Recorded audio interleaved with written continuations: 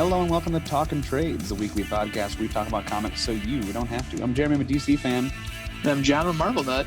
And we are talking about Daredevil, born again this week. But first, before we do that, John, how's your quarantine? Oh, more of the same every day. How's yours? More of the same every day. It's rough. I did venture out into the world the past few days to try to find a Switch. So that Brave was... soul. Oh, God. It was rough. It was rough. I don't know if you know this, but there's a lot of people out there who are buying all of the Switches and reselling them. So they're very difficult to find. And Nintendo is shut down. Yep. So that's fun. So it made it super easy. Just kidding. No, it didn't. Scalper's going to scout, man. It's unbelievable. Like, I know. Like, I knew this would happen eventually, but, like, my God, they're going for, like, $300 online. Are you talking about the light? Because I think the normal Switch is $300. Yeah, no, I'm talking about the light. Yeah, I get it. That's a 50% People want that Animal markup. Crossing. Unreal. Is the light 200? Yeah. That is a lot. Yeah. Isn't that crazy? Like, a lot. I thought it was, like, 330. I'm like, it's bad, but, like... No, it's only $2. Not bad at all. The regular price is not bad at all. But let's jump right into a very short This Week in Geek. This Week in Geek.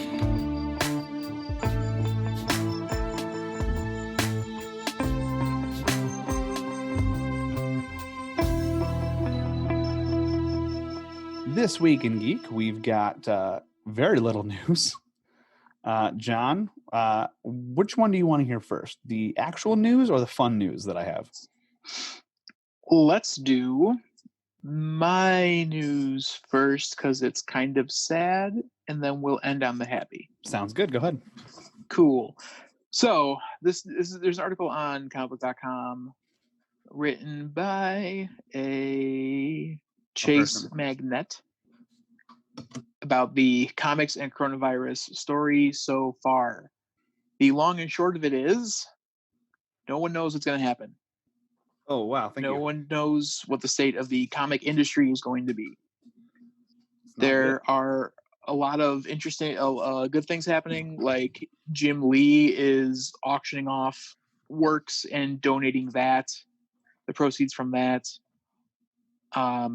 towards, I think, a pay it forward. DC donated $250,000 to the Book Industry Charitable Foundation. Wow. But also on the flip side of that, on March 31st, Diamond announced they would cease payments to vendors, which include publishers, because they simply don't have the funds. Yeah, I mean, yeah. Marvel changed their publishing schedule as well. Like no one knows what's going to happen. The industry itself was based on very thin margins, and now this throws a wrench in all of that. Yeah, it does. Yikes. So this isn't even just a situation where it's like, oh man, now I have to buy digital because my comic book store's closed. This is, will the industry last? There was no new comic book day last week, for example. Like no one knows what's happening. Yikes. Wow. Marvel, I think, put a third of its stuff completely on hold. Jeez. Is this when everything just goes digital only? Maybe, because the only thing with that is like... Or trades only? How much is brick and mortar essential to your industry? I don't know, man. Like if you're a comic publisher, because if you don't do books weekly, then that means people don't have reasons to go into the shop every week. Right. So at that point, who carries it? Just bookstores? Those are also on the decline. Right. Yeah, I don't know what's going to happen here. I don't either. I know it's not good. No. It isn't good at all. Yikes.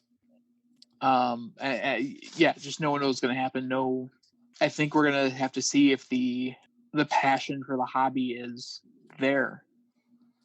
We got to see what spending patterns are like when people are going out and are able to go shopping and stuff like that. Right, because it's going to go back to being essentials only for a short time, I would imagine, for a good chunk of the world.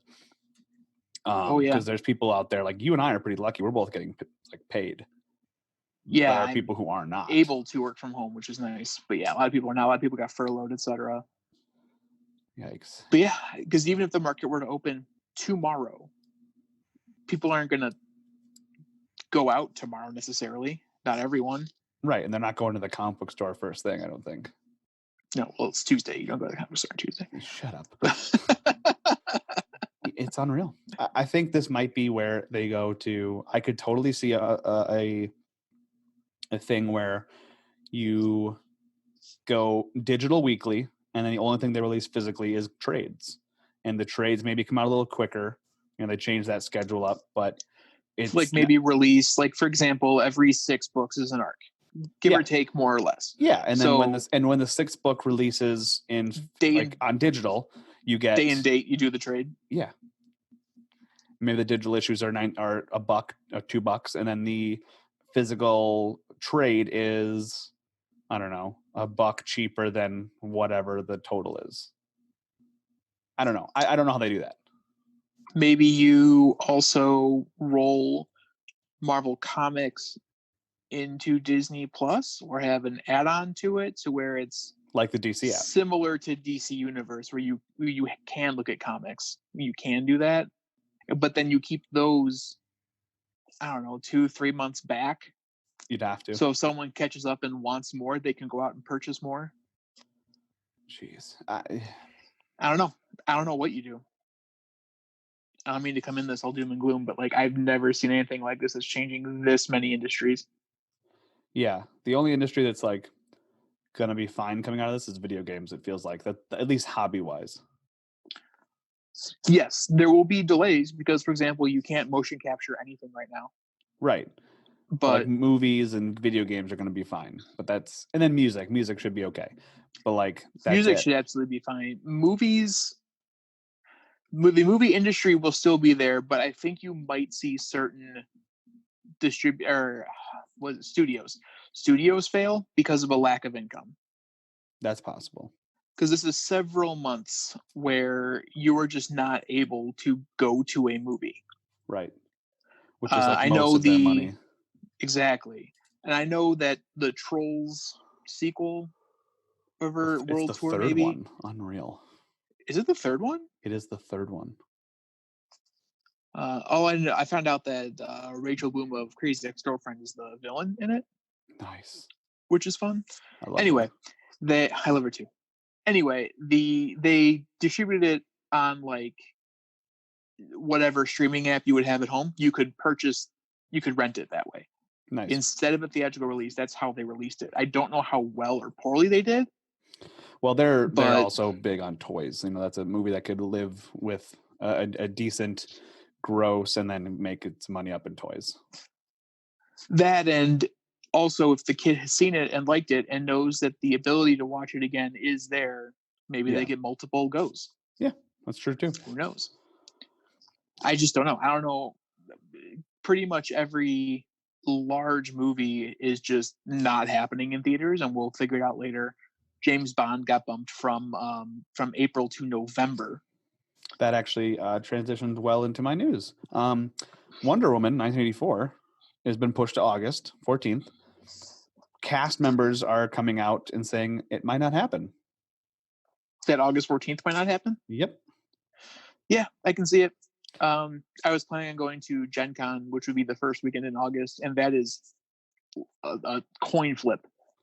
Yeah, no one knows if that's happening. There's a huge disc golf tournament that I'm supposed to be playing in August, and we'll see if it's going to happen. Sponsored player, Jeremy, DC fan. That's me. But it might not happen, and it was a $200 buy-in. You get all this stuff, and so we're still going to get our players back. But I mean, unreal. That's a lot of money gone. That is a lot of money gone. But with that being said, who knows if Wonder Woman 1984 is going to happen. But if it doesn't happen, we'll still have one bit of merchandise that I'm very excited about. Sweet tarts. You know them. You don't listen. You know them. You don't love them. No one loves sweet tarts. I've had them. No one loves sweet tarts. But what they are making is fruit punch golden lassos. That's right. That's my fun bit of news. is that Sweet Tarts is Pretty great. marketing and releasing golden lassos. And you bet That your butt I'm is buying one. pretty great. Right? What a good marketing tool. Like a Nerds Rope style lasso kind of thing. Like that, if that's what it is. Genius. What's really rough too is I feel like Wonder Woman 1984, if no coronavirus, etc., was kind of the definitive proof that a female-led action movie is marketable. Oh God, yeah. People want You this do movie. it once, who's to say? If you can exhibit that there's a pattern and consistency, then like you can see more stuff happen. And I feel like 84 was going to be that push. Absolutely. People are very excited about this movie. I mean, Captain Marvel also did very well, but I feel like, especially with DCEU kind of struggling a little bit, this was definitely a huge beacon of hope. Oh my God, yeah. And not just in the DC universe, but I mean that movie does well. It makes everything easier for everything going forward. Yep. Like, but I mean, now you got universes. the merchandising is going to be all messed up. Yeah, it's because everything comes out now. I know off cast we were talking. You found the Funko Pops for 1984 in stores, so that's going to be off. And I think, it was Young Justice was canceled because the toys didn't sell well enough. Mm-hmm. So there is precedent for merchandising. You also throw a wrench in everything. Oh God, yeah. I don't know. I really don't know. I don't know either. Everything's insane, dude. That's all I know is everything's insane. On the hopeful side, I do have the DCEU slate, which does include Wonder Woman 1984, August 14th. Okay, let's hear for it. the time being. The rest of it, The Batman, October 1st, 2021. Mm-hmm. The Suicide Squad, August 6th, 2021. Black Adam, December 22nd, 2021. A lot of Shazam movies. 2 on November 4th, 2022. The Flash on June 3rd, 2022. And Aquaman 2, December 16th, 2022. So it looks like this year was always going to be slow, but the next 2 years we get 3 movies each. Wow. That's which awesome. It is awesome. I really hope it happens. Yeah, same here. I hope Warner Brothers doesn't. I hope there isn't like can't fund this. Yeah. XY or whatever. Yeah. I don't know. And very less impactful, I guess. I signed up for the Marvel, the Funko box, the collector core. Yeah. Black Widow is supposed to be shipping out, or I should be getting it relatively soon, I think. I haven't gotten any indication that it's slowing down. But usually when the box is based on a movie, there's something from the movie in the box they didn't want to show beforehand. Interesting. Yeah. So then it's what's going to be in the box? Ooh. I don't know. But I hate spoilers for stuff. Don't open the box. This. I can't do that. Have Jen open the box first and hide the spoiler. What if she also doesn't want spoilers? So you open it on a Zoom call with me, and I just tell you okay, you leave that, you grab the different thing. Nope, that not to your left, nope, to your left. Okay, there you go. And there you go. I saw an article, did not read it. Said Black Widow's secret villain has been revealed? ? Okay. Again, did not read it. I'm gonna read it. All right. Because I don't mind spoilers. You know what I do mind? What do you mind? I don't have a segue. We're reading Daredevil in the pull list. Pull list. But super first. What? There's more? Real quick before that, yeah. Okay. Sam Raimi has been confirmed to be directing Doctor Strange in the Multiverse of Madness. Thank goodness. They're giving Sam Raimi another shot at the Marvel Universe. At the Marvel Universe proper as well.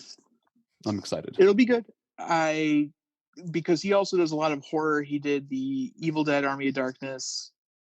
Evil Dead 2 Army of Darkness. Yes. Did those two. He did, I think, Drag Me to Hell. Did he? Yes, he did. He did. And Spider-Man 1 and 2. Who does Bruce Campbell play in this movie? Whoever he wants. He's going to be in it. I mean, whoever he wants. Especially because it is the Multiverse of Madness. He could be any throwaway one-shot cameo. He could be Anything a you reference to his cameo in 2 when he's the guy who guards the door at the theater. Or his cameo in 1 or 3 as well. Well, 2 was supposed to be Mysterio. Oh, really? Uh-huh.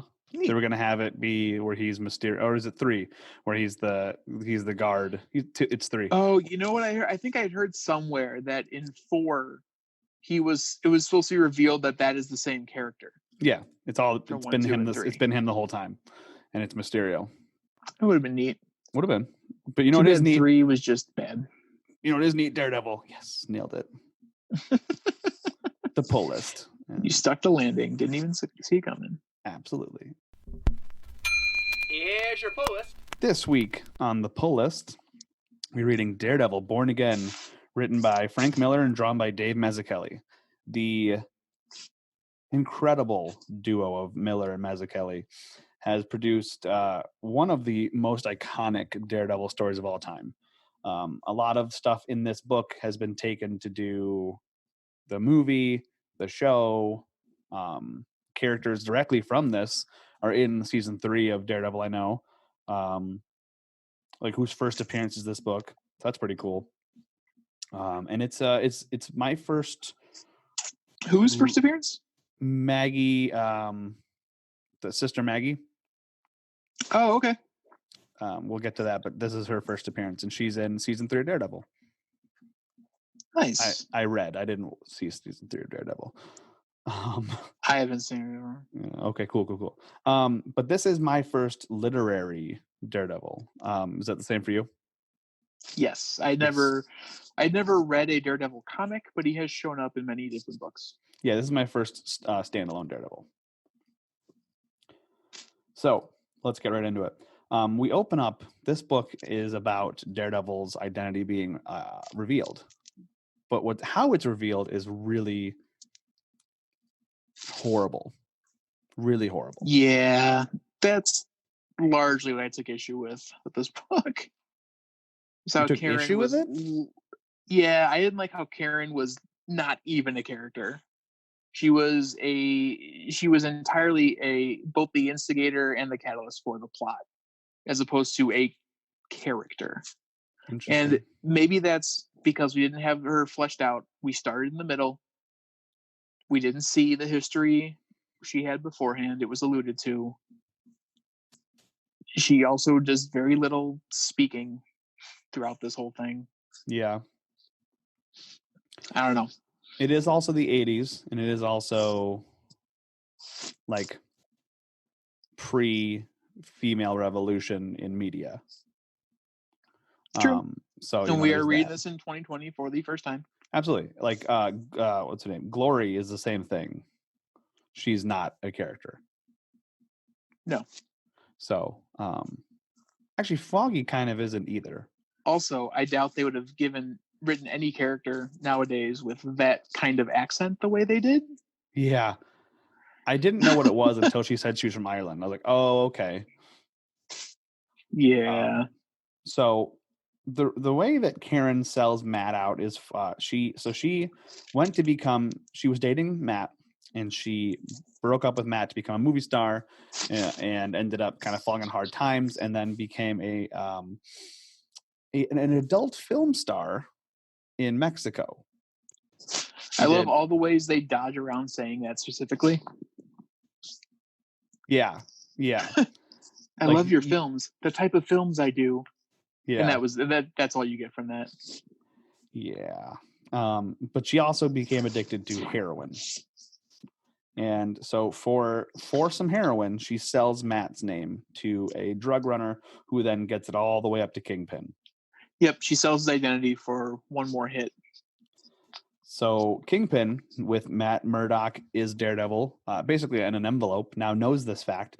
And Matt Murdock's been like a small thorn in his paw, but Daredevil's been a huge pain in his butt for years. So now he can finally take him down.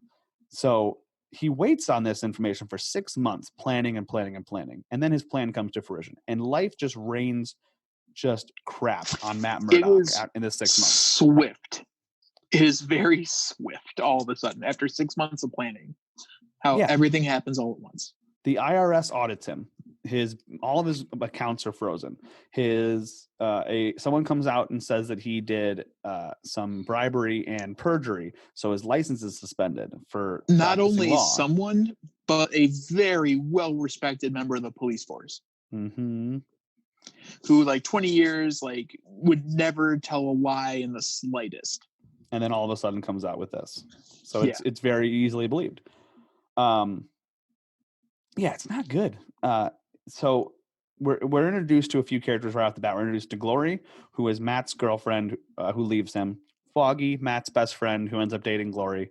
And we're introduced to Ben Urich, who's played by Vandy Curtis Hall in the show and played by Joe Pantoliano in the movie. And in not later, I guess. As of like last 2 years ago, is the uncle of the more recent Hobgoblin. Really? Yep. I didn't know that. Yeah. That's cool. It happens during the Red Goblin where okay. where you get great. Also very recent. Yes. Yeah. Gotcha. Like Amazing 800 is where it happened. Oh, give or take. So this person is interesting because they work in the Daily Bugle, and they are like the cop, the beat reporter, the crime reporter for the Daily Bugle. So he knows who Matt Murdock is. He knows that he's Daredevil, and he's got like an inside track with him, and he is the person who kind of like keeps his name clean in the news to help him out. Yeah, he's a good guy. He's on Matt's side. He's on Daredevil's side. Matt kind of escapes his troubles as when he becomes Daredevil. He jumps around the roof tops. He's able to like do his stunts, his fighting crime, all that stuff. That's kind of how he escapes, and it's nice. And you get to see a lot of good Frank Miller prose here, like when he's talking about the city. Like shakes anticipation for him, and it's the windows quiver with excitement and fear and stuff like that. And it's one of the things that Frank Miller does incredibly well is his prose. It's also the line that I've mentioned multiple times that I love from Dark Knight Returns, also written by Frank Miller. The rain is a baptism. The rain on my chest is a baptism. I'm born again. I'm born new. This mud hole. This isn't a mud hole, it's an operating table, and I'm the surgeon, like stuff like that. Frank Miller is an incredibly talented writer. He's also written stuff like Batman, All-Star Batman and Robin, which is not great, but his prose is excellent. Did you pick up on that, John, and like see that as well, or am I just a Frank Miller fanboy? Because it's definitely a possibility. No, it was... One thing I don't love is when a lot of stuff is written, when most of the book is written in monologue, which it is. I also don't know how else you would tell this story because a lot of the characters are isolated from each other and they're dealing with their own issues. So I really don't know how else you would tell it. I just don't love that style, but the language within it was very, very good. Because he does. That's kind of Frank Miller's thing. He does that a lot. He did that a lot in Dark Knight Returns. But when he only does it for Matt, because it's fun when he does it for like Kingpin. It's an omniscient narrator, which I like.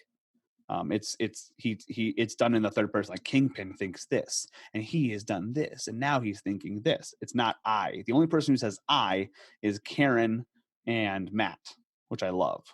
I like that Kingpin doesn't get to do that. He doesn't get to tell his own story. Kingpin's story is told for him, and I think that was kind of cool that he kind of takes away that power from him. So this reminds me, there's a really good tweet I saw a long time ago, and it was, okay, so I go up to somebody who doesn't like comic books and I tell them that there's two superheroes, right? One uses echolocation and runs around jumping and runs around and solves crime, and the other one is a rich person who likes to fuel their crime fighting with adrenaline and jumping off of stuff and being a big junkie for it. Which one would be Batman and which one would be Daredevil? That's pretty good. I've always liked that. I've always liked that comparison. But so Daredevil's life is getting worse and worse. The cop sets him up. Foggy is kind of like there for him, but is not really aware. Matt doesn't really open up, but Matt loses his license to practice law entirely, and this is like the crushing blow. Right after that, though, his house is destroyed. Just blown up. Just straight up blown up. And until that point, Matt had no clue how this was happening, who knew it, because nothing screamed one way or the other. It was just bad thing after bad thing happening. But the house being, or the apartment building being blown up screamed of mob activity, which it does. Oh, and that is the first. Kingpin was so clean and so neat, and Matt had no idea what was going on to the until point where that. he's suspecting that's what Foggy. sent him on Kingpin. To the to your point. Yeah. He's not sure. He's like, could it be my friends? So he had no clue. Yeah. Matt starts to go a little crazy here. I'll mention this later. But so the first issue is called Apocalypse. The final destruction of the world. The next issue is called Purgatory. And I looked up the Oxford definition of purgatory. It's a place of suffering and expiating sins before going to heaven. So exactly what happens here. Matt is suffering this whole book. He is going to go beat up Kingpin, but he is like stuck in this closet-sized hotel room in a YMCA kind of thing because he's so depressed and broke. He has $10 to his name. That's it. We do like how depression was done in here. Yeah, talk about that.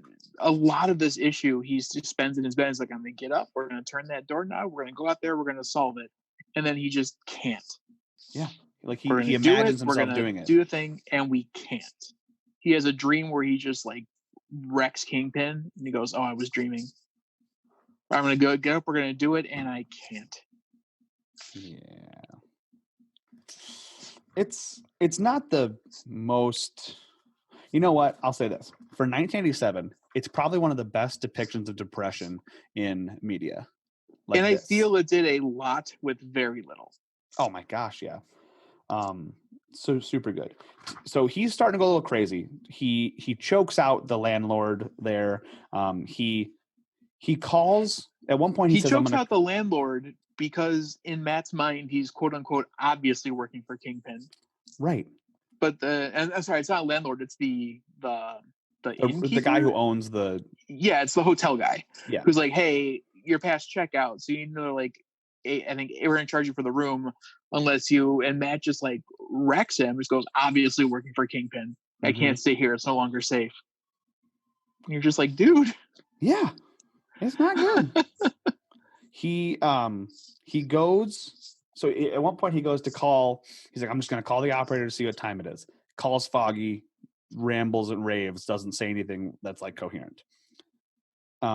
He goes on to the. So one of Kingpin's men is tailing him, and he sees Matt get onto a subway, and people get on to rob it, and he does nothing to stop any of the robbers until the robbers point their gun at him. Then he goes crazy and beats them up, and then beats up a cop. He then calls. He's like, I'm gonna. You know, he's dialing and he's talking to Foggy, and he's like, no, I have to go after Kingpin. What? You think I should? Okay, I will. And then when he hangs up the phone or he leaves the phone, it just says, the time is 3:21. Thank you for calling the operator. So like it's like the inverse of that other one. He goes to the Kingpin and gets his butt handed to him to the point where Kingpin is able to knock him unconscious and stop his own bloodlust from killing Matt long enough to put him in a stolen cab and make it look like he stole the cab and killed the cabbie and then crashed it and died. But there's no corpse. But there's no corpse.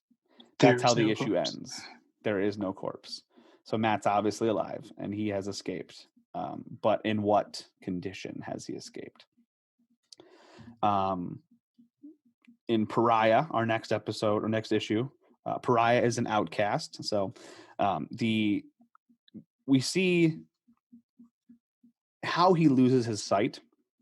And up to this point, it had been a horrible incident, absolutely, but it had never been told in this much detail. And I really like how it starts this issue off, talking about how everything is so loud. He can hear the blood pumping in his body and the blood splashing against the inside of his skull and his heart going like up and down, and the smell of the man 3 doors down, and the screaming of the nurse, and the lights are so loud. The fluorescent lights are so loud. It's unfathomable to someone like you and I with regular, quote unquote, regular senses to imagine what this is like.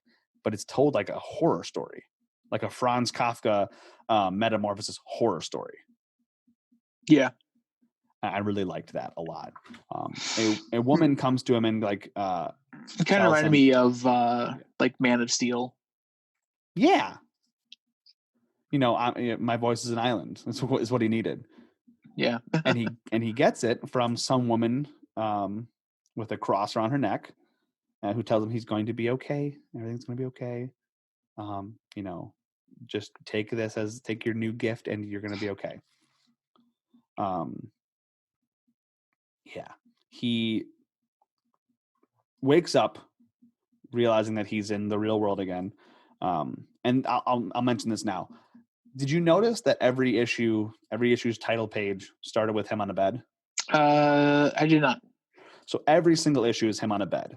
In Apocalypse, he's in his penthouse bed, really splayed out, comfortable. In Purgatory, he's on that crappy motel bed, kind of curled up. Here, he's on a mattress in an alley with 3 other bums, and he's like huddled into a ball.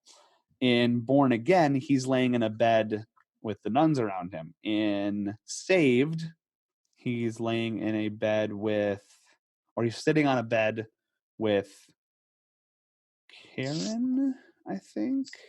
No, that's God and Country. But the point is, like, each issue, the part where it says the title, the splash page on the title, is him in a bed. I actually took screenshots of it. I'm going to share them on our Twitter. Born Again is him with the nurse. Or yeah. I thought that was a really cool little thing for all the issues. Just shows him like going from, he's really splayed out in the first one, then he gets smaller and smaller and smaller until he's saved by God in this case, or his God, and then he looks like Jesus Christ actually after he's taken off the cross and Mary's holding him. That's kind of cool. Cool little homage. Very obvious one, but a very cool one. Okay, let's see here. So he is then accosted by 2 muggers. Matt, everything's going the wrong way for Matt, and it's very unfortunate. Everything's going the wrong way for pretty much everyone, except for Kingpin. Karen at this point. Well, we'll get to Karen. We'll we can sum her plot up real quick. Real quick. I'll let you do it in a second here. Matt is then attacked so badly that he's going to die. The nuns take him in, where we find out that his mother is the nun that talked to him when he was a child, and now the nun who took him in again. Yep. He asks her point blank, "Are you my mother?" She says no, but part of his heightened senses is that he can tell when someone's lying, which is what makes him such a great lawyer. I just thought that was so funny that that's how it's done. It's just like, "Oh, you my mom?" No, she is. Okay, gotcha. Cool. So he's alive. Kingpin knows this. He actually, after this, becomes a short order cook and is able to kind of like live not a perfect life, but he's recovering. He's getting his feet back, and he hasn't told anyone he's alive yet because he wants to kind of solve everything. He doesn't want to get anyone else hurt. Kingpin doesn't care, and so needs to hire somebody to kill him. So he hires Nuke. Yep. Nuke is like right-hand man is like, is that a little drastic? And he goes, "Did I stutter?" Yeah. Not like literally, but that's pretty much what he says. He says, Did I invite? No, I did not invite debate. That's what it was. Yeah. Ugh. Nuts. So Matt's living in Hell's Kitchen, and people, which by the way, when I was a kid and I saw the Daredevil movie, and I heard the name was Hell's Kitchen, I'm like, that's a horrible name for a made-up place. It's not. It's real. Well, I was like, that's crazy. Yeah, we can do this now. So Yurik, the guy we talked about earlier, Now that Matt's on his feet, we'll talk about the Urick's side plot. I liked this plot a lot, actually. I did too. You know what, John? I've done a lot of talking. Why don't you talk about it a little bit? Okay. So Urick has, like you said earlier, he's the good guy, right? He's keeping Matt's name, not being slandered in the Bugle. He's trying to move forward on this Kingpin thing. And he started by talking with the cop. I think it was the cop who said that who turned on Murdoch. Nick talked to him. He's like, "Hey, so how's your kid?" Deflects it. Keeps going on. Ben's like, "Yeah, we didn't mention that earlier." Yeah, but that definitely plays in here. No, I was just saying. Ben's like, "Hey, yeah." She's like, "Hey, how's your kid?" He's like, "Well, he's not doing so great. You know, there's in for surgery, but it's like 50-50. So he turned on Matt because not Ben, this Nick, because his kid needed medical attention, and Kingpin was the way to provide the medical attention for the kid. So that covers up that whole thing. Urick is trying to move on it, but the nurse who was in the room the whole time, this gigantic, muscular lady with beet red hair, she's like, "Listen, no. She ends up tracking them down outside the parking lot, knocks Nick unconscious, and then with Ben, grabs his hand and goes, "So here's the thing. Normally we take away your means to do stuff. However, you type, you make copy, right? You type for a living. So we can't really, it'd be stupid if we broke your typewriter.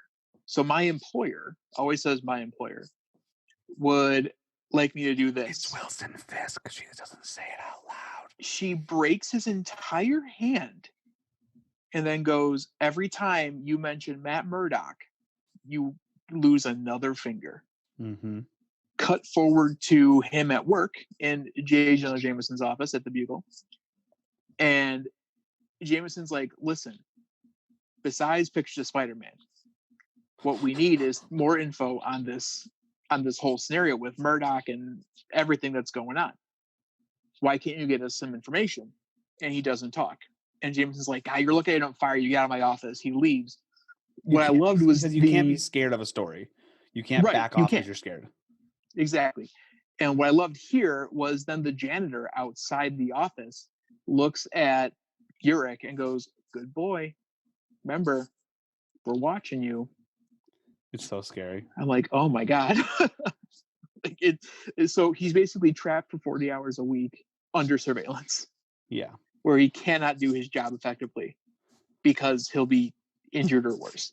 He then receives a call from someone in the hospital who wants to talk, who wants to tell him what's going on. He goes, "Okay, so here's the thing.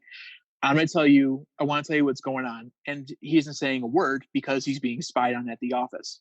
He goes, "I want to tell you how Fisk did all this stuff and it's going to be bad." Then Doris comes in, grabs the phone. Which, by the way, what a good name for a scary nurse.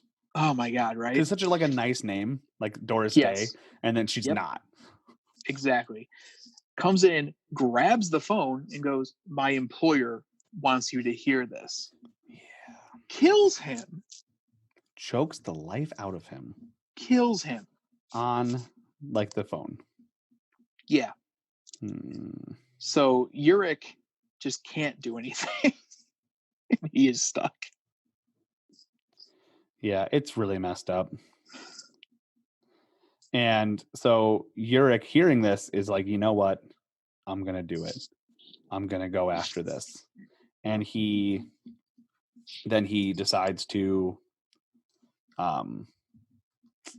publish the story that he has about Kingpin. Symbolizing he's ready, he takes off his cast and audibly states Matt Murdock. And he goes to the cops and tells them the story, like, "What's going on? Here's what's up." They give him a detail and stuff like that. He prints the story, and Fisk is not thrilled, but also whatever, fine, I'll deal with you. He calls his people. He's like, "You can contain this, right?" And they're like, "Oh, it's just one newspaper. Yeah, we got you." Until he starts to get more and more information, and we'll cut back to that in a second. So then you have Karen's story. I'm gonna let you sum it up because I want to hear how you sum it up. Karen's trying to get to Matt from Mexico because only Matt can save her. What? That was so succinct. How'd you do that? Oh, she says it repeatedly. Oh yeah, multiple times. So, that's pretty much it. That's it. So now we're kind of all. She does get a ride with a very skeezy quote unquote fan. Yes. And that's the only relevant piece of that at this moment. Yes. So that fan then refuses to let her go. But mind you, this entire time you're spending pages and pages on Karen, and that's all that happens. Yes. Yes. Yeah, it is. It is what it is. I really like the thing I like about the story involving Karen is the fact that she's the one who turns, from what I know about her, the show. And, I'm sure if I'd been reading at the time, I would have really cared about her as a character. But the fact that someone who's that close to you can turn on you and like basically ruin your life is scary. Yeah. So I think that was an interesting thing about this story. And it's one of the things that sticks with this story. People talk about all the time. When Karen's Paige's name comes up. So now our stories are finally converging. Foggy's doing well. He has got a new job since he and Matt can't practice a lot together. Suspiciously good job. Yeah, that's never talked about 100%, but it's pretty clear that Kingpin got him a job. Yeah, I imagine there's an arc later on that deals with it I'm sure he does. There is one panel where he goes, "Yeah, the job's the pay's great, but I don't know if this is all on the level." Oh, and it's yeah, no, of course. And that's about it. That's about all you get for Foggy, or for that aspect of it, for the job aspect. Yeah. And so Matt's kind of rebuilding his life. He's pretty healed. Foggy's got the job. Karen's in New York. Karen contacts Foggy. He's like, "Hey, we got to meet up. I got to talk to Matt." And he's like, "Yeah, all right, let's get lunch." They get lunch. Foggy brings her back with him. And the guy she's insistent that she can't go because the guy she came in with would kill him to get her back, maybe kill them both. And he said, "No, I won't hear of it. Your family, Matt's family, we're going to figure this out. You're coming back with me." Yeah. So the guy does come after her. And here's the weird thing. Daredevil comes after her. What? It's not Daredevil. What? So Melvin Potter, the guy who created the Daredevil suit, was told to make another one by Kingpin's people. Or he'd die. And his wife would die. And his kids would die. If he has kids. But definitely has a wife. She would die. And so he's like, "I don't know if I can do this. A shadow comes to him and is like, "Just do it." And he's like, "Oh, good. It's you, the real Daredevil. I will do it. I trust you." Do it, wimp. You won't. Do it. Come on. Do it. And so he does. And so Kingpin gives this psychopath with they say the body count has been locked away by his lawyer, but no one knows what it is, but it's respectable. It's very high. So they give this guy a Daredevil suit, and he's been told to just go kill whoever's in Foggy's apartment, which is Karen and Foggy. 5B. So he does. He's going after him. So you've got Karen's abusive boyfriend he's thing. Driven there by one of Kingpin's people. He's okay. So put the suit on again. Go to 5B. There you go. And he goes, "Okay, got it." Ices this guy. Yeah, he does. Then goes on. I'm like, whew, man. I will say though, Nuke was about what I expected. We're not there seen yet. Hold on. Season 1 of Daredevil. I'm just saying. Hold on. Just saying. But yeah, I agree with you. I agree with you 100%. So you have this imposter Daredevil. You have Paulo, the guy from Mexico who drove Karen up here, who's an abusive piece of crap. And then you have two Fisk people and cops waiting outside to take this all down in case something goes sideways. But you also have Matt Murdock, who is healed up and has heard this is happening, but he's been tailing people, and he's there to stop it. So all hell breaks loose. Guns, shots everywhere. The two cops are killed. Paulo's arrested. The Daredevil guy is the suit's taken off of him, but he's killed. Karen and Matt are gone. Matt has saved the day. To briefly sum that up, Matt also saves Karen, who's about to shoot up. again. Yes, because she thinks she's going to die. And she goes, well, if I take these drugs and I won't feel it, it'll be fine. Don't love this. I'm not going to lie. What do you mean? I was just excited because like we went into it going, oh, Karen's here. I'm like, oh, cool. I haven't read a single piece with her in it. And then this is just. Did you not know what it was like going in? No. I knew the story going in. I did not.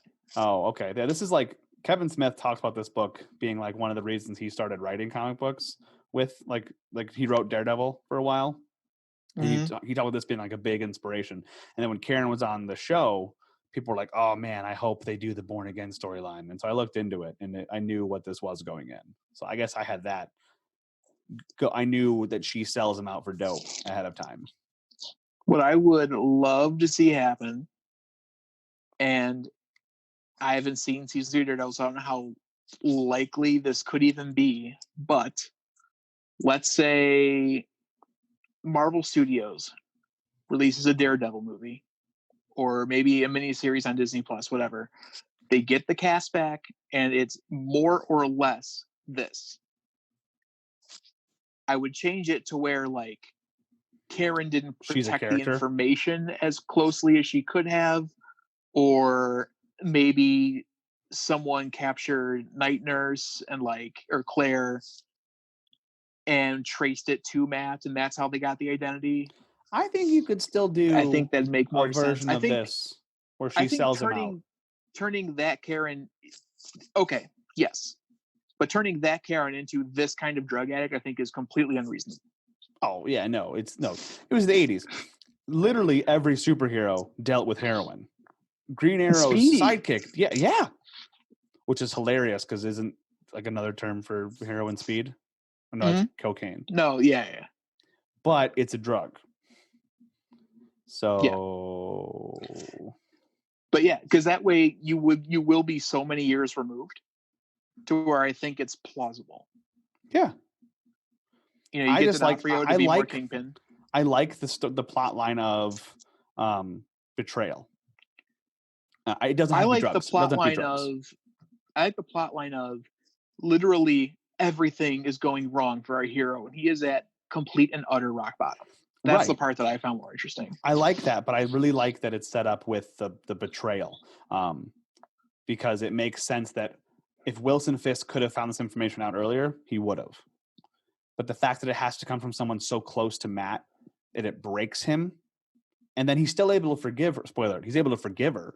I liked that. Granted, she's not a character. True love conquers all. Blah blah blah. Yeah, it's the 80s. So let's wrap up the book real quick. Matt's back, Karen's back, everyone's okay. But Nuke is coming. Bam, bam, bam. Nuke scares me. Nuke is nuts. He's not okay.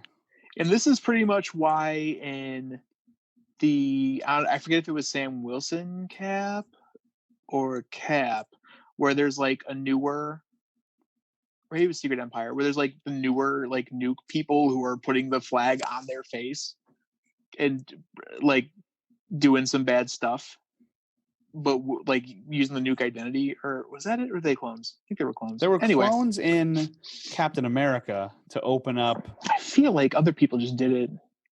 Anyway. Well, there was like a group of people who were like Nuke clones. Yes. And then Cap had to kill them. We read that on this podcast. I know that. I can't remember what it was. Oh, it was the Ta-Nehisi Coates Captain America run. Oh, it was that? It wasn't Secret Empire? Well, they may have been in Secret Empire, but they also were in the Ta-Nehisi Coates. Got it. Yeah, every time I see that, like, it scares me. It's not right. It is just so not right. So Nuke needs pills. I don't have it exactly what they do, but there's a white one, a blue one, and a red one, surprisingly. Mm-hmm. The white and blue ones more or less seem to keep him calm. The red one makes him go nuts. I think white is stable, blue is coming down from red is going up. Sure. I don't know. Red is bad. Yeah, red's the yikes pill. I hate it. It's so scary. So you get a flashback with Nuke just showing kind of what he does. Yes, and he thinks he's in Vietnam, and it's really scary. And he comes and he's told, "Hey, there's a bad boy, a non-American, and you need to go stop him. But don't kill everybody. Just cause some damage." He's like, "Yeah, you got it. Give me a red one." And he hurts so many people, and they go into detail about the people he's hurting, and it's brutal. Mm-hmm. And it's really upsetting. But Matt stops or dons the costume, and through the back half of this issue and the first half of the next issue is able to subdue him to the point where the Avengers show up and take him in completely. Yep. So Cap, Iron Man, and Thor take in Nuke, shut him down, and the people around Wilson Fisk are like, "Hey, aren't they going to trace this back to us?" And he says, even if they do, the government's going to quiet it down, because the government doesn't want to say, "Oh, we gave our agent Nuke to Wilson Fisk." They would never allow that, which is, he's right. Here's the problem.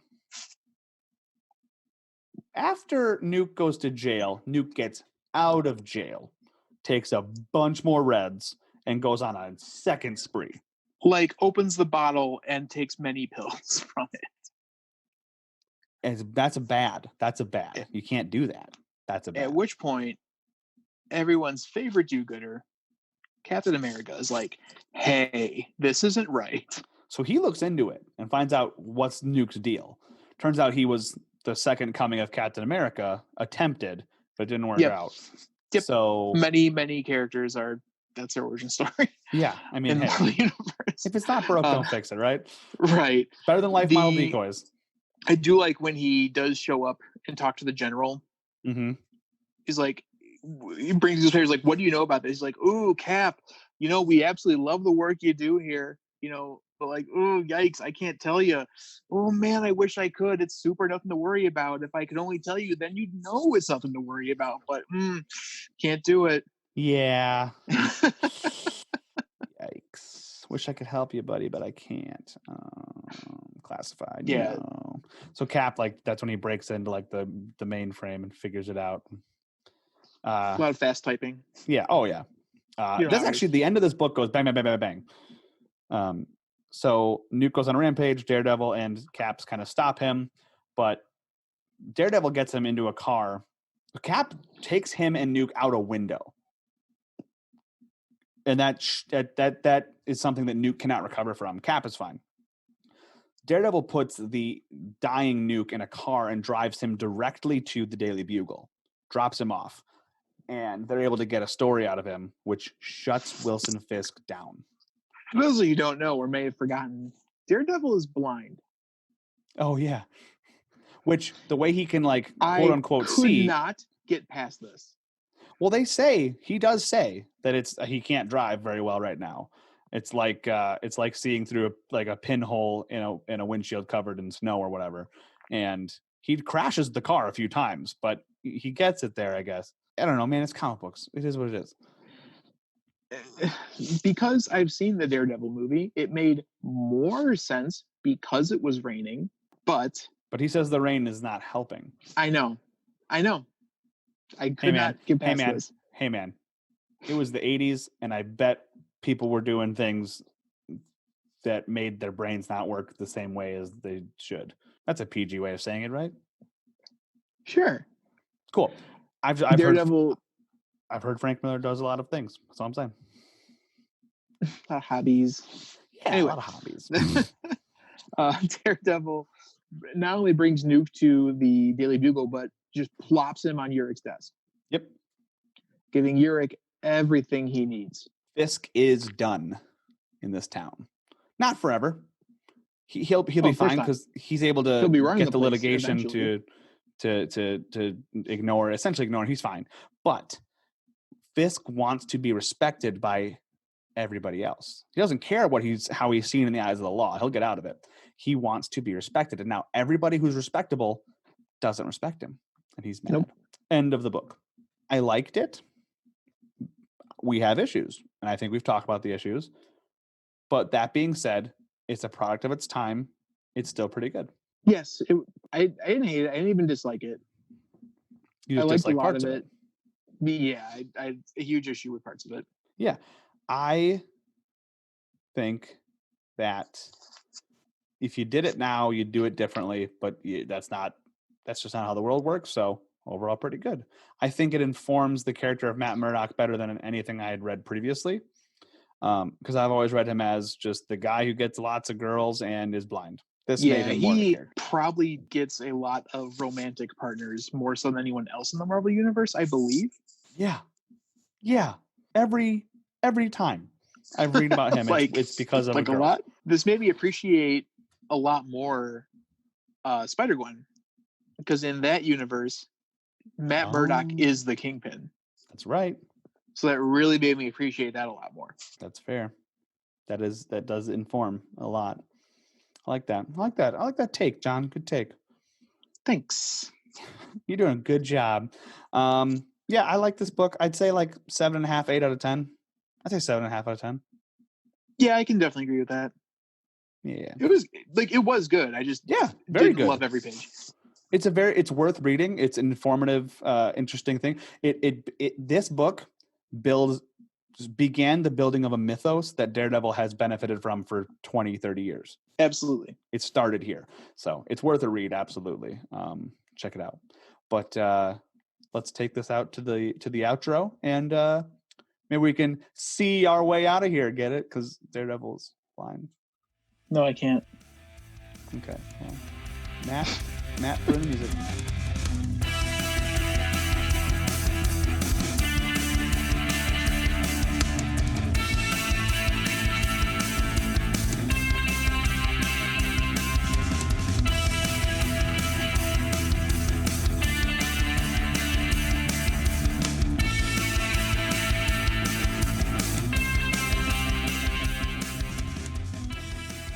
And that is the podcast this week.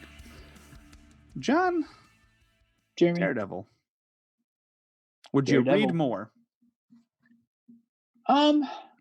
He's never been one of my favorites. Maybe. I'll commit to a maybe.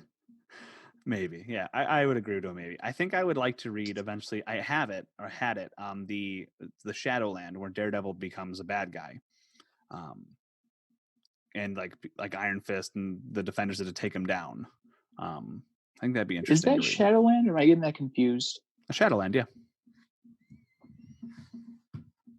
I think it would be interesting to read. Maybe that would day. be neat. Before we talk about what we're going to read next week, let's talk about what we've watched in the past 10 years with John's MCU Corner. We don't have a jingle. John, what's new in the MCU Corner? What have you rewatched? What is the MCU Corner? Man. MCU Corner is a new segment. I believe we're going to try weekly. Until you've done it all. Until I've done it all. I got a lot, kind of. So I'm working from home. I genuinely have not left the house in weeks. It's going great. I'm just glad you're staying sane. The miracle. I'm staying safe. We're playing D&D next week. Just keep staying sane. With the miracle of Disney Plus, and I have to, I think, buy one of them. I'm going to rewatch the MCU, but I'm not going to simply rewatch the MCU. Nay, that would be too easy. Right, that's child's play. I'm going to watch it chronologically. Meaning when they came out? Meaning when they take place. Oh. The MCU chronology. And I'm adding some of the TV as well. Are you going to watch Agents of S.H.I.E.L.D.? And I'm going to add some of the one-shots as well. Are you going to watch Inhumans? I'm not going to watch Agents of S.H.I.E.L.D. because Agents of S.H.I.E.L.D. kind of diverged from the timeline and didn't have the snap at all. So now people are like, is it canon? Who's to say? And I'm like, good enough for me. You're cut. Are you going to watch that's like Inhumans? 7 seasons. I am going to watch Inhumans. Oh, no. I haven't seen it. It started life as an MCU movie. I think it's connected enough to warrant watching it. Oh no. I know. It's fine. No one else has to. I may be Good. the first person to watch all of it. I don't know. Oh. I think the editor had to watch it all, right? Did he? From what I understand. Oh. Yeah, it'll be fine. What I'm more upset about, honestly, is one of the next ones I have to watch is The Incredible Hulk, which means I have to purchase it or rent it. I think I have it. I think I have it. I can just give it to you. Cool. I'll look. Cool. I might not, but I thought I did. I thought it was on Netflix. Oh, I'll look. But yeah, because that one and the Spider-Man ones are the only MCU things that are not on Disney Plus because they're not owned by Disney. Right. Those films. Whole thing. So, and the way I'm doing this, I'm also ranking them. I'm doing this similar to Kind of Funny in Review, which is you watch a thing, put it on a list. Then you do the next one, you put it on that list. Mm-hmm. Up or down. Then you kind of fit things in It's as not you on watch Netflix, them. by So the you way. get an ongoing ranking. So first I watched, obviously, Captain America, the First Avenger. Mm-hmm. Movie's great. Yeah. Perfect origin story. First thing on the list, number one. Here's the thing with that movie real fast, if you don't mind me jumping in here. Go for it. When that movie came out, I and many other people did not take Captain America seriously. Nope. He was a joke character. He was the Blue Boy Scout, even more so than Superman. To be honest, same with Iron Man when that movie came out.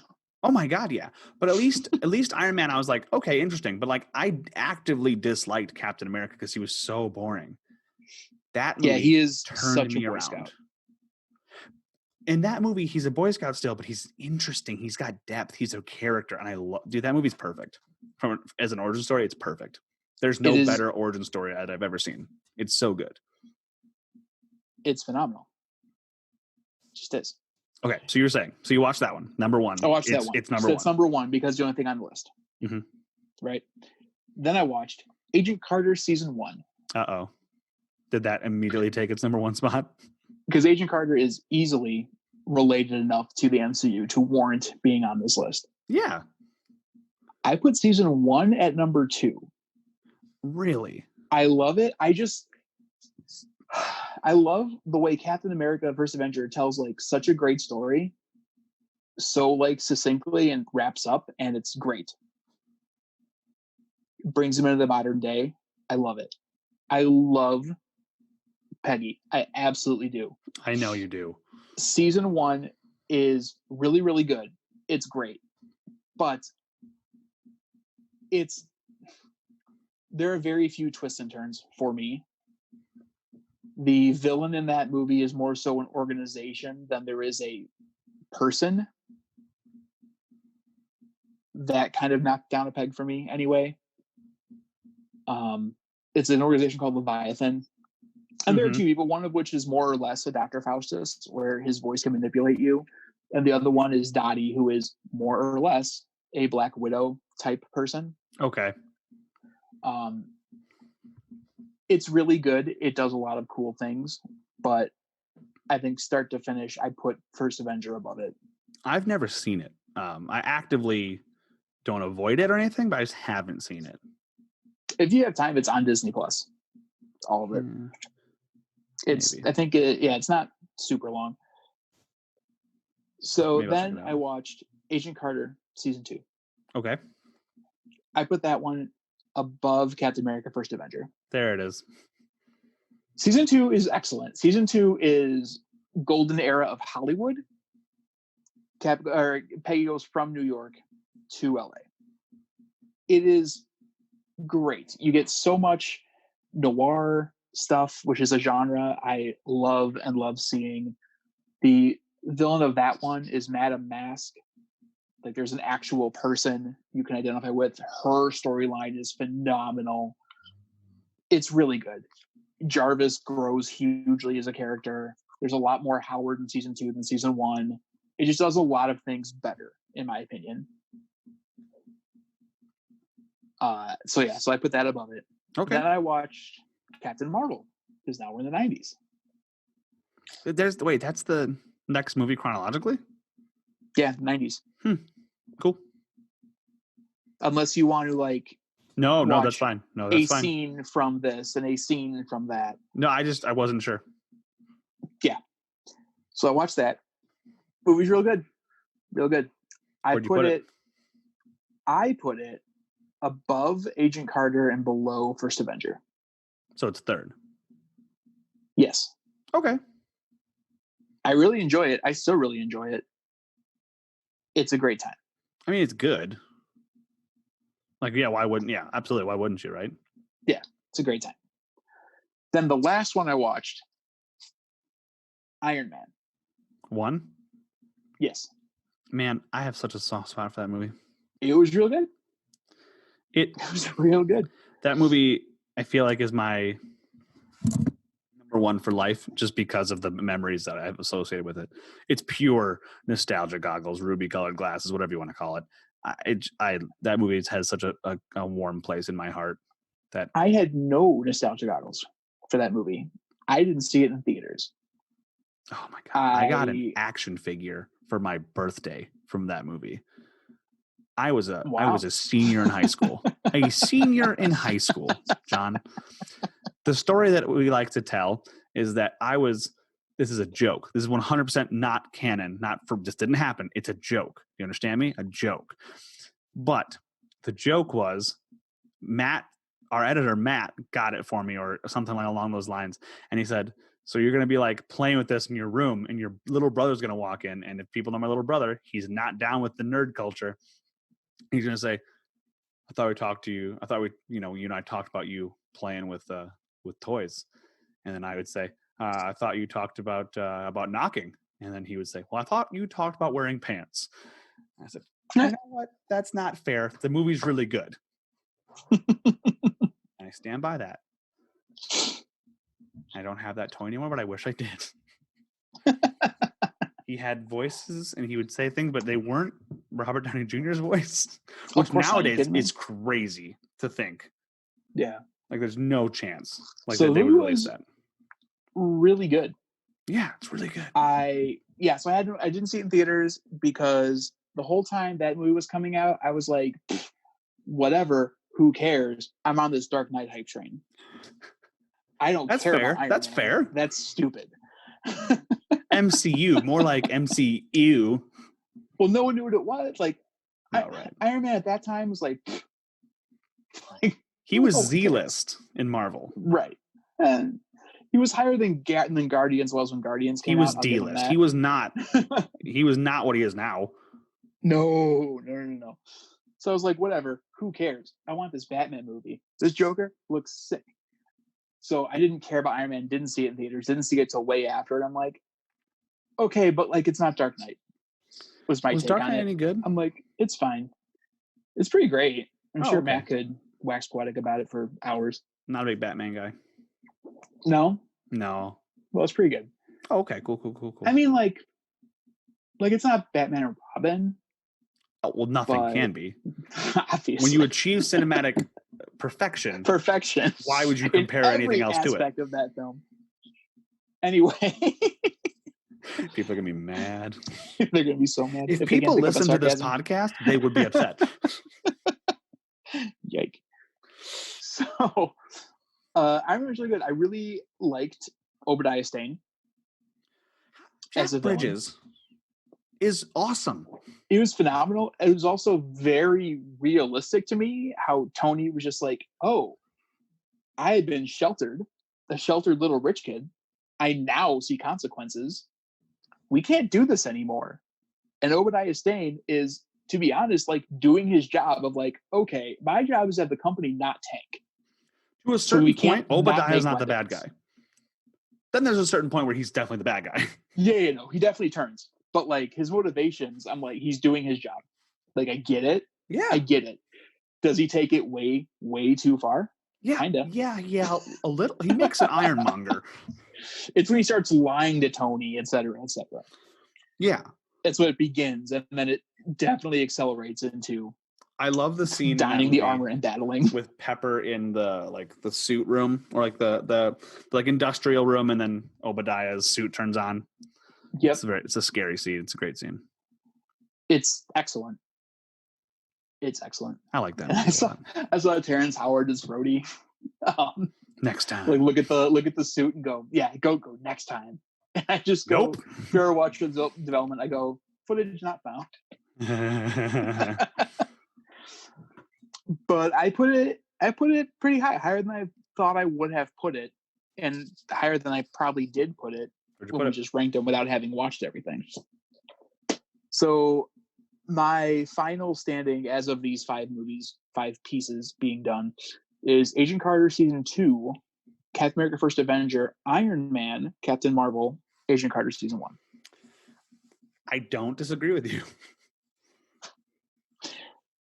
It was like Iron Man was significantly better than I remember it.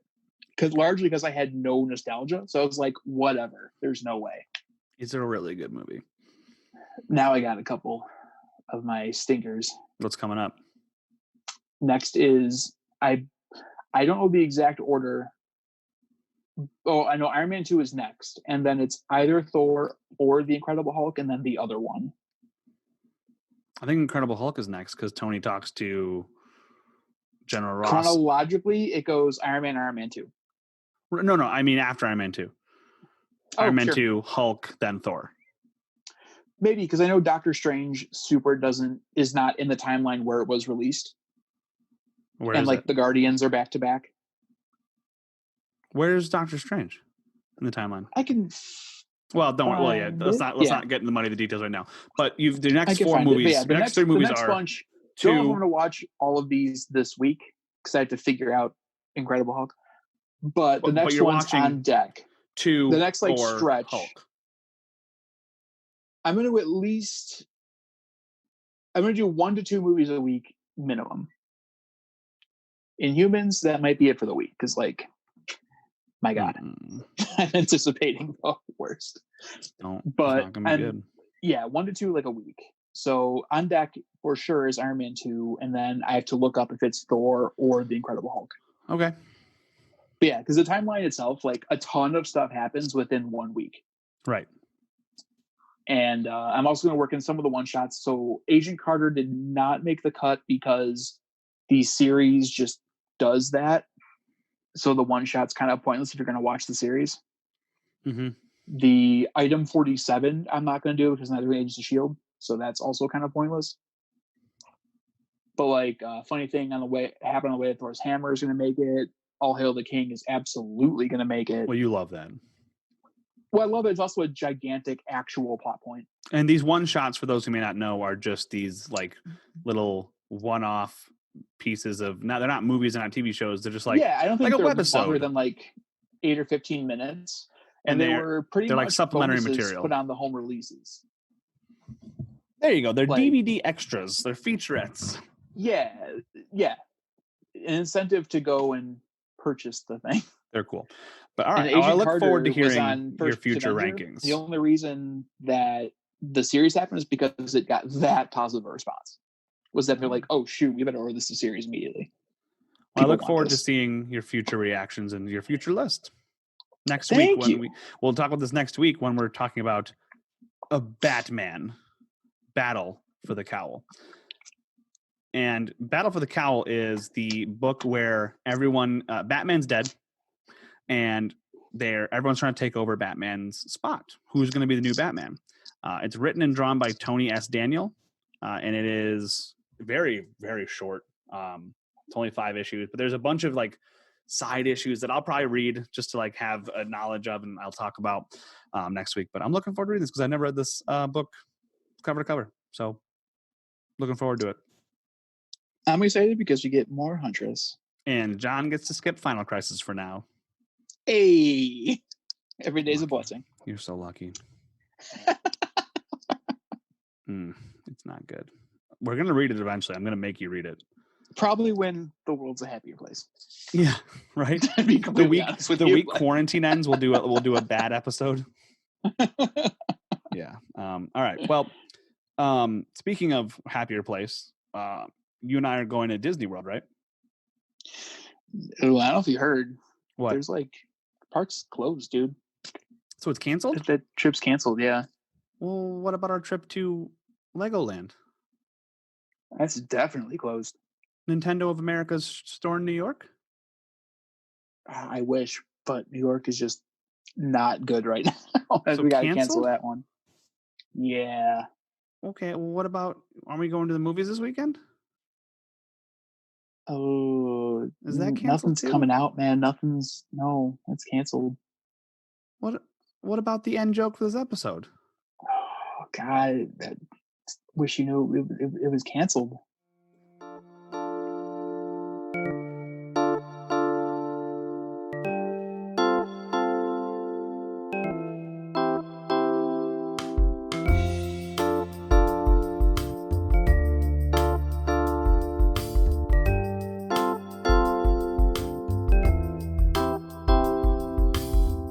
You can follow us on Twitter at Talkin' Trades. Follow Jeremy on Twitter at LizardKing27. You can find John on Twitter at Maesterlaka, Maesterlaka. And for this and other projects from Matt, please check out Facebook at Matt Speed and Music. And remember, we're not experts, we're fans.